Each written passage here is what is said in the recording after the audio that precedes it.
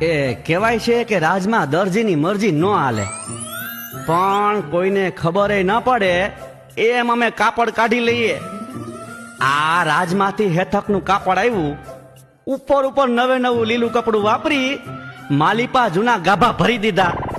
હવે આ ઘોડો ચીરીને થોડા કઈ જોવાના છે કે માલિપા દરજીએ હું કરામત કરી છે.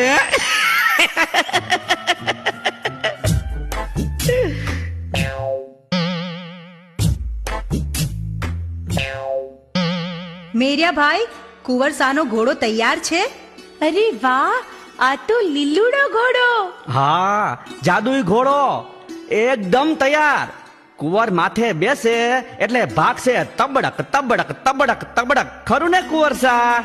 મેરિયા ભાઈ, એમ દાઢમાંથી ના બોલો.